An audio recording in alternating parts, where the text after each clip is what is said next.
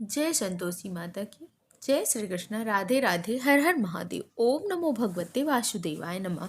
जय श्रीमन नारायण। दोस्तों आइए आज हम सुनते हैं संतोषी माता की कथा।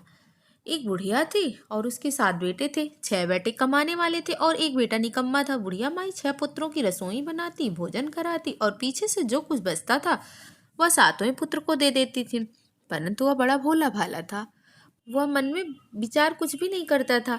एक दिन वह अपनी बहू से बोला, देखो मेरी माता मुझ पर कितना प्रेम करती हैं। वह बोली, क्यों नहीं, सबका जूठा बचा खुचा खिलाती है ना। वह बोला, ऐसा भी हो सकता, मैं जब तक अपनी आंखों से न देख लूं मैं नहीं मान सकता।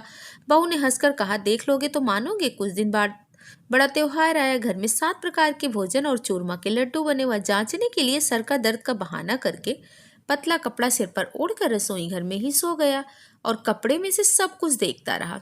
6 भाई आए भोजन करने। उसने देखा कि उसकी माँ ने सुंदर सुंदर आसन बिछाए, 7 प्रकार की रसोई परोसी। वह आग्रह करके जिमाती रही। वह देखता रहा। 6 भाई भोजन करके उठे। तब माँ ने उसकी जूठी थालियों से लड्डुओं के टुकड़ों को उठाया और एक लड्डू बनाया। जूठन साफ करके बुढ़िया माँ ने पुकारा, उठ बेटा, 6 भाई तुम्हारे भोजन करके गए, अब तू ही बाकी है, अब तू भी आकर खा ले। कहने लगा, माँ मुझे भूख नहीं है, मैं परदेश जा रहा हूँ। माता ने कहा, कल का जाता है तो आज ही चला जा। बेटा बोला, हाँ मैं आज ही जा रहा हूँ। यह कहकर वह घर से निकल जाता है। चलते समय उसकी बहू की याद आई। वह गौशाले में कंडे थाप रही होती है। वह उसे जाकर बोला कि मेरे पास तो कुछ भी नहीं है, यह अंगूठी है सो ले लो और अपनी कुछ निशानी मुझे दे दो। तब बहू बोली कि मेरे पास क्या है, यह गोबर भरा हाथ है। यह कहकर उसकी पीठ पर गोबर के हाथ से थाप मार दी और वह चला गया। चलते चलते दूर देश में पहुंचा। वहां पर एक साहूकार की दुकान थी। वहां जाकर बोला, भाई मुझे नौकरी पर रख लो।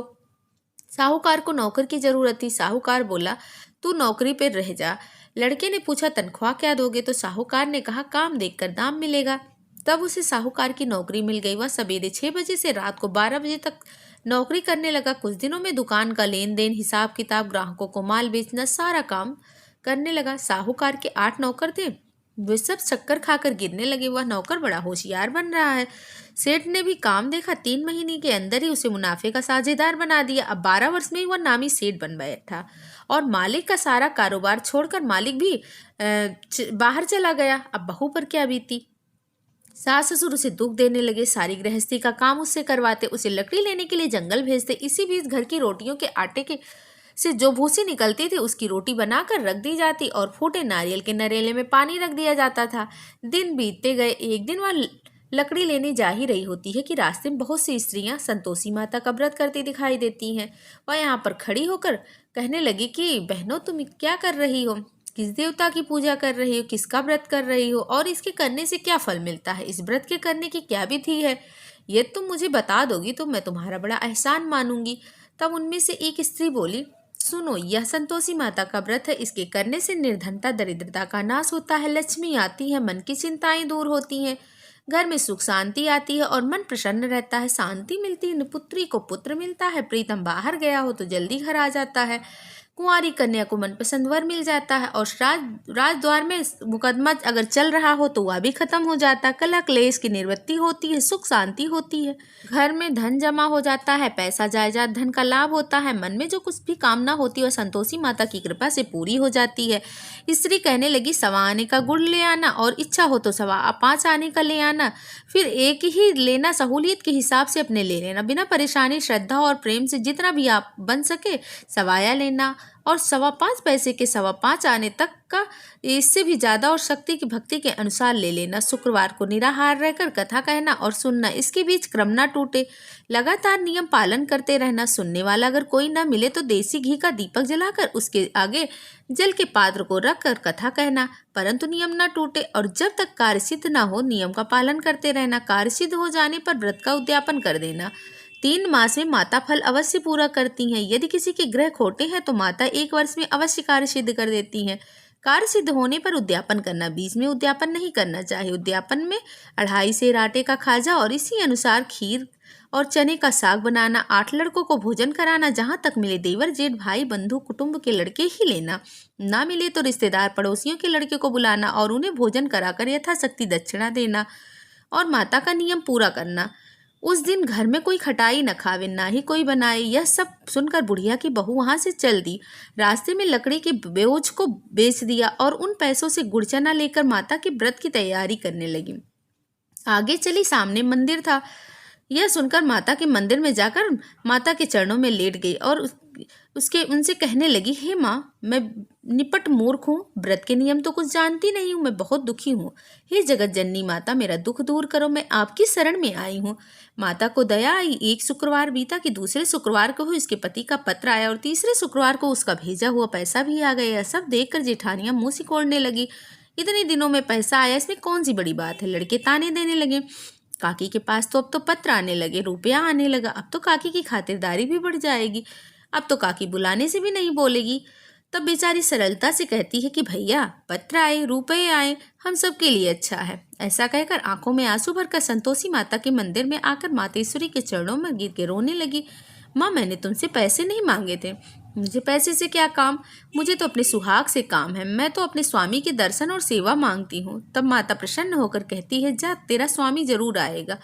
यह सुनकर खुशी से बावली होकर घर जाकर काम करने लगती है। अब संतोषी माँ विचार करने लगी कि यह भोली पुत्री से मैंने कह तो दिया है कि तेरा पति आएगा, पर आएगा कहाँ से, वह तो इसको स्वप्न में भी याद नहीं करता। इसे याद दिलाने के लिए मुझे ही जाना पड़ेगा। इस तरह माता उस बुढ़िया के बेटे के पास जाकर स्वप्न में प्रकट होकर कहने लगी, साहूकार के बेटे, सोता है या जागता? वह कहता, माता, न मैं सोता हूँ ना ही जागता हूँ, बीच में ही हूँ, कहो क्या आज्ञा है। माँ कहने लगी, तेरे घर बार है या नहीं है? वह बोला, सब, मेरा सब कुछ है, मेरी माँ है, मेरे बाप है, मेरा भाई है, मेरी बहन है, मेरी बहू है, किस बात की कमी है मुझे। माँ बोली, पुत्र, तेरी घरवाली बहुत कष्ट उठा रही है, तेरे माँ बाप उसे कष्ट दे रहे हैं, वह तेरे लिए तरस रही है, तू उसकी सुध क्यों नहीं लेता? वह बोला, माता, मुझे सब मालूम है, परंतु जाऊं कैसे? परदेश की बात है, लेन देन का हिसाब कोई नहीं है, कोई जाने का रास्ता ही नजर नहीं आता, कैसे चला जाऊं? तब माँ कहने लगी, मेरी बात मान, सवेरे नहा धोकर संतोषी माता का व्रत लेकर घी का दीपक जलाकर दंडवत कर दुकान पर बैठ जाना। देखते ही देखते लेन देन चुक जाएगा, जमा माल बिक जाएगा, सांझ होते ही धन का ढेर लग जाएगा। वह सवेरे बहुत ही जल्दी उठकर मित्र बंधुओं से अपने सपने की बात कहने लगा। वे सब उसकी बात सुनकर हंसी उड़ाने लगे और कहने लगे, कहीं सपने की भी बात सच होती है। तब एक बूढ़ा बोला, भाई देख, इसमें क्या बात है, इस तरह करने, सच और झूठ कहने के बदले तू देवता ने जैसे कहा है वैसा कर ले, उसमें तेरा क्या जाता है। अब बूढ़े की बात मानकर नहा धोकर संतोषी माता को दंडवत कर घी का दीपक जलाकर दुकान पर बैठ जाता है। थोड़ी ही देर में क्या देखता है कि देने वाले रुपए ले आए, लेने वाले हिसाब लेने लगे, कोठे में भरे सामानों की खरीदारी नगद में सौदा करने लगे। शाम तक धन का ढेर लग गया। मन में माता का नाम लेकर प्रसन्न होकर घर जाने के वास्ते गहना कपड़ा खरीदने लगा। यहाँ के काम से निपट के घर को रवाना हुआ। उधर बहू बेचारी जंगल में लकड़ी लेने जाती है और लौटते वक्त माता के मंदिर में विश्राम करती। वह तो उसके रोज का रुकने का ठिकाना हो गया था। वह कुछ दूर से उड़ती हुई धूल दिख रही थी उसे। तब वह माता से पूछती है कि हे माता, यह धूल कैसे उड़ी चली आ रही? माँ कहती है, हे पुत्री, ये तेरा पति आ रहा। अब तू ऐसा कर, लकड़ियों के 3 बोझ बना ले, एक नदी के किनारे रख दे, दूसरे मेरे मंदिर पे रख दे और तीसरे सिर पर रखकर तेरे पति को लकड़ी का गट्ठर देखकर मोह पैदा होगा। वह यहाँ पर रुकेगा और नाश्ता पानी करके ही बना खाकर ही वो घर जाएगा। तो लकड़ियों का बोझ उठाकर जाना और बीच चौक में गट्ठर डालकर 3 आवाज जोर से लगाना, लो सासू जी, लकड़ियों का गट्ठर लो, भूसी की रोटी दो, नारियल के खोपरे में पानी दो, आज कौन मेहमान आया है। माँ की यह बात सुनकर वह बहुत अच्छा कहकर माता प्रसन्न होकर लकड़ियों के 3 गट्ठर बना लेती है। एक नदी के तट पर रख देती है, एक माता के मंदिर पर रख देती है। इतने में वह मुसाफिर आ जाता है। सूखी लकड़ी देखकर उसको इच्छा हुई कि यहीं पर निवास करे और भोजन बनाकर खा पीकर ही गांव जाए। इस प्रकार भोजन बनाकर विश्राम करके माँ से मिलने गया। उसी समय उसकी बहू सिर पर लकड़ी का गट्ठर लिए आती है। उसे आंगन में डालकर जोर से 3 आवाज देती है, लो सासू जी, लकड़ी का गट्ठर लो, भूसी की रोटी दो, नारियल के खोपरे में पानी दो, आज कौन मेहमान आया है। यह सुनकर उसकी सास अपने दिए हुए कष्टों को भुलाने हेतु कहती है, बहू ऐसा क्यों कहती है, तेरा मालिक ही तो आया है, आ बैठ, मीठा भात खा, कपड़े गहने पहन। इतने में वह आवाज सुनकर बाहर आता है और अंगूठी देखकर व्याकुल हो जाता। माँ से पूछता है, ये माँ, यह कौन है? माँ कहती है, बेटा, यह तेरी बहू है। आज 12 वर्ष हो चुके हैं जब से तू गया है। सारे गांव में जानवर की तरह भटकती फिरती है, काम काज घर का कुछ करती नहीं, 4 समय आकर खा जाती है। अब तुझे देखकर भूसी की रोटी और नारियल के खोपरे में पानी मांगती है। यह लज्जित होकर कहता है, माँ मैंने इसे भी देखा और तुझे भी।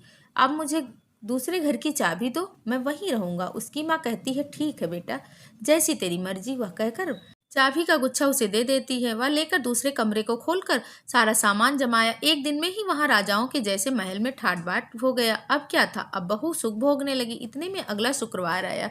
उसने अपने पति से कहा कि मुझे माता का उद्यापन करना। उसका पति बोला, बहुत अच्छा, कर लो, अपनी खुशी से या भी कर लो। तुरंत ही वह उद्यापन की तैयारी करने लगी। जेठ के लड़कों को भोजन के लिए कहने लगी।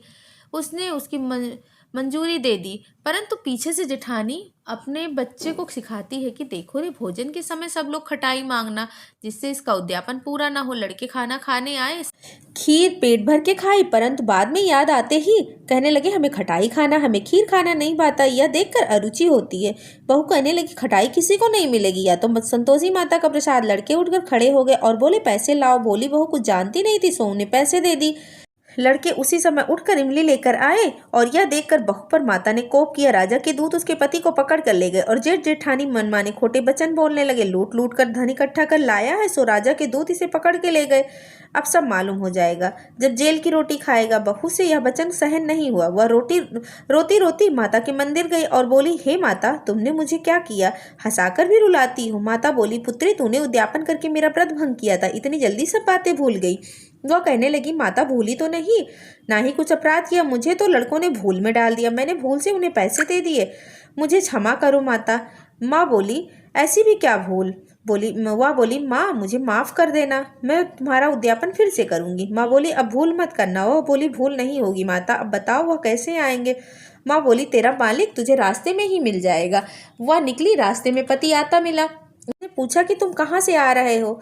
तब वह कहने लगा कि इतना धन कमाया है, उसका टैक्स भरने गया था, राजा ने मांगा था, वह भरने गया था। प्रसन्न होकर बोली, अच्छा हुआ, अब घर चलो। कुछ दिन बाद शुक्रवार आया। वह बोली, मुझे माता का उद्यापन करना। पति ने कहा, कर लो। वह फिर जेठ के लड़कों को भोजन के लिए कहने गई। जेठानी ने उसे 2 बातें सुनाई और लड़के को सिखा दिया कि तुम पहले की जैसे ही खटाई मांग लेना। लड़के कहने लगे, हमें खीर नहीं खाना, कुछ खटाई खाने को दो। तो बहू बोली, खटाई खाने को नहीं मिलेगी, खाना हो तो खाओ। यह कहकर ब्राह्मणों के लड़कों को बुलाकर भोजन कराने लगी। यथाशक्ति दक्षिणा की जगह एक एक फल उन्हें दिया। इससे माता संतोषी प्रसन्न हुई और माता की कृपा से 9वें मास में उसको चंद्रमा के समान पुत्र प्राप्त हुआ। वह पुत्र को लेकर प्रतिदिन माता के मंदिर जाने लगी। माँ ने सोचा कि यह रोज मेरे मंदिर आती है, क्यों ना मैं इसके घर चलूं, इसका आसरा देख लूं। यही विचार करके माता भयानक रूप बनाकर गुड़ और चने से सना मुख, ऊपर से सूंड उसके समान ओठ पर मक्खियां भिन भिना रही थी। दहलीज पर पैर रखते ही उसकी साथ चिल्लाई, देखो भाई, कौन चुड़ैल ढाकनी चली आ रही है, लड़की इसे भगाओ, किसी को खा जाएगी। लड़के डरने लगे, चिल्लाकर खिड़की दरवाजे सब बंद कर दिए। बहू रोशनदान से सब देख रही थी। प्रसन्नता से पागल होकर चिल्लाने लगी, आज मेरी माता मेरे घर आएंगी। यह कहकर बच्चे को दूध पिलाने से हटाकर इतने में सास का गुस्सा फूटा।